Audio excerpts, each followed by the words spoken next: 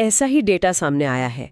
हम 23 अप्रैल 2026 गुरुवार के पंचांग और कुछ चुनिंदा राशियों के पूर्वानुमान का विश्लेषण कर रहे हैं। और अगर देखा जाए तो ये पूरी जानकारी एक तरह से दिन के मौसम के पूर्वानुमान जैसी है। हाँ, मतलब जैसे बारिश की भविष्यवाणी सुनकर हम छाता ले लेते हैं, वैसे ही ये डेटा भी हमें दिन की योजना बनाने में मदद कर सकता है। सही कहा। और दिलचस्प बात यह है कि इन सभी अलग अलग स्रोतों का जो सार निकल कर आ रहा है वो एक बहुत ही गहरे विचार पर टिका है। वो विचार की सफलता उन्हीं को मिलती है जो मेहनत और धैर्य दोनों को साथ लेके चलते हैं। बिल्कुल, यही आज का मुख्य फोकस है। तो समय प्रबंधन से शुरू करते हैं।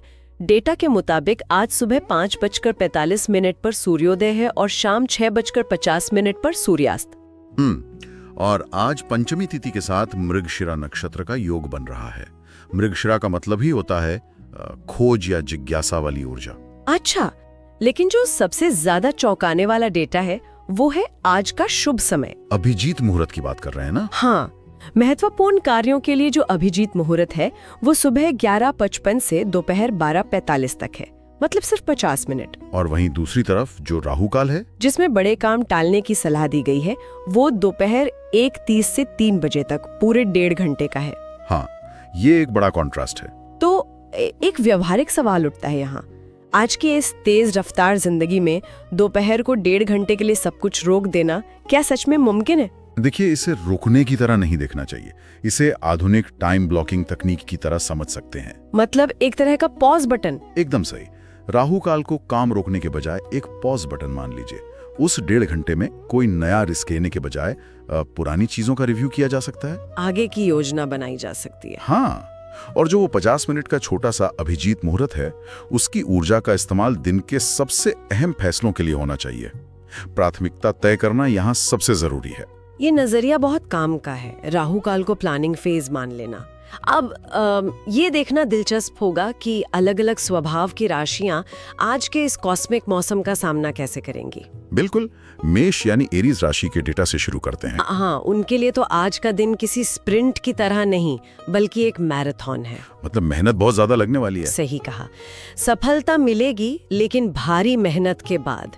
डेटा में उनके लिए लाल रंग और अंक 9 शुभ बताया गया है और हनुमान जी को गुड़ चना चढ़ाने का उपाय है। अगर इसे हम मनोवैज्ञानिक रूप से देखें तो ये उनकी ऊर्जा को केंद्रित करने के लिए है। हाँ, लाल रंग और ये उपाय असल में उनकी आक्रामक ऊर्जा को शांत करके सही दिशा में फोकस करने में मदद करते हैं, ताकि रिश्तों में कोई फालतू की तकरार ना हो।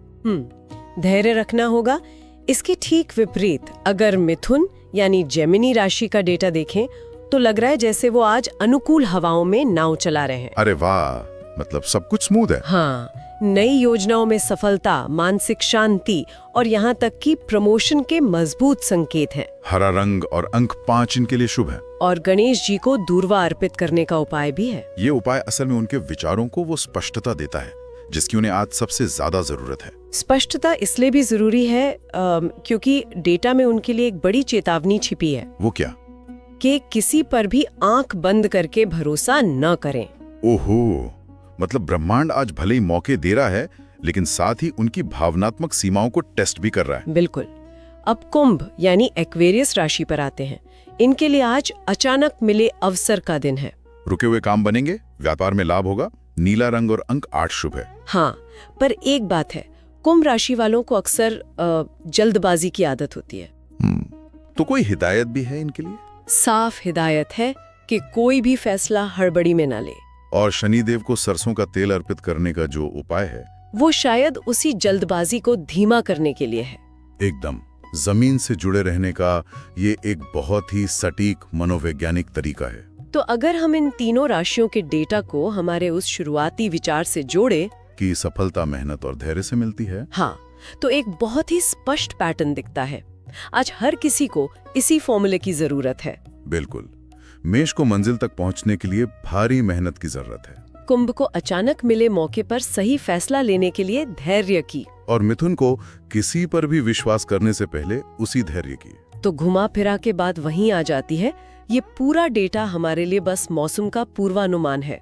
बारिश होने वाली है ये जानकर छाता लेना ही काफी नहीं है। हवा के रुख को समझकर उस छाते को मजबूती से पकड़े रहने का धैर्य भी चाहिए। बिल्कुल।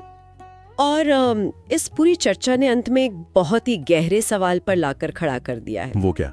अगर राहु काल जैसे समय और राशियों के प्रभाव से हमारे दिन की एक रूपरेखा पहले से ही ब्रह्मांड में तय है, तो क्या हमारी सफलता पूरी तरह से सितारों पर निर्भर है, या फिर हमारा अपना धैर्य और हमारी मेहनत उस तय रूपरेखा को भी बदलकर एक नया परिणाम ला सकते हैं? ये वाकई सोचने वाली बात है। बिल्कुल, ये एक ऐसा सवाल है जिस पर गहराई से विचार किया जाना चाहिए।